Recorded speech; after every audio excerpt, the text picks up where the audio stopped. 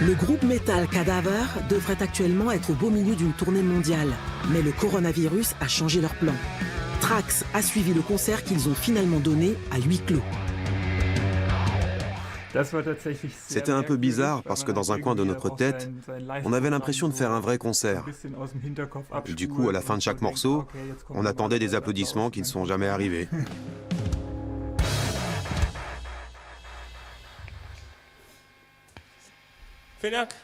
C'était assez dur en fait, de ne pas avoir de rapport avec le public bien sûr.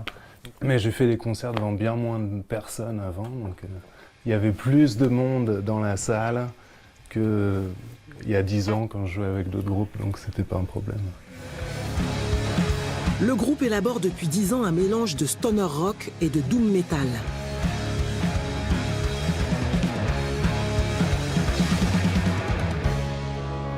Mais ce qui unit Tiger, Lupus et Dragon, c'est avant tout un amour sans limite pour les authentiques sons rétro.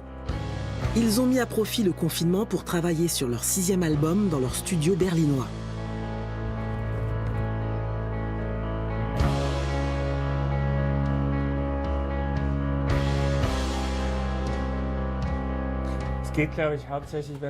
Quand on bosse sur un nouveau disque, le plus important est de capter l'instant où les musiciens ne répètent plus mécaniquement leur partie dans leur coin, mais jouent réellement ensemble. Il y a une véritable symbiose qui naît à ce moment-là.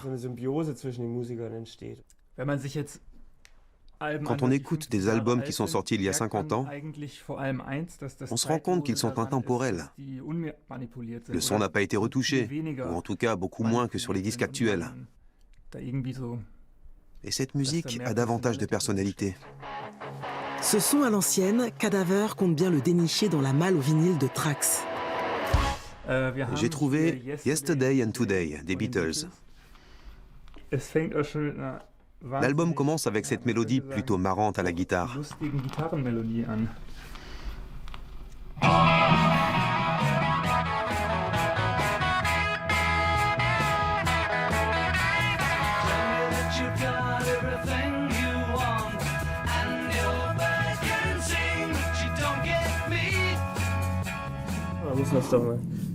Tiger est sans doute le plus grand fan des Beatles que j'ai rencontré de ma vie. J'ai grandi avec ce groupe. Et quand j'ai déménagé à Berlin, j'ai eu une deuxième phase Beatles.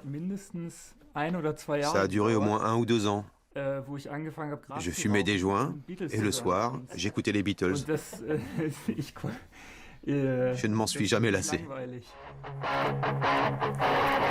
Dr. Dre, je connais pas trop le hip-hop, mais j'ai beaucoup écouté cet album.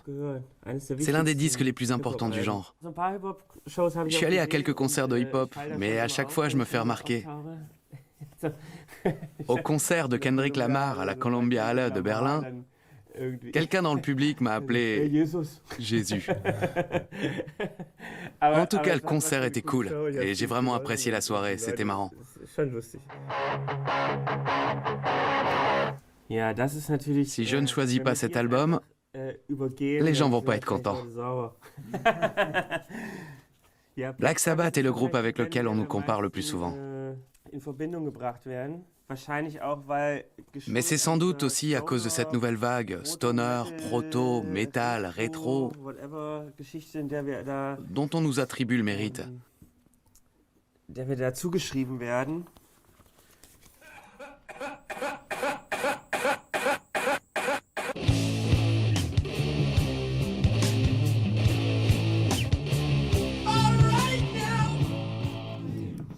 C'est le dernier concert où j'ai complètement perdu ma voix.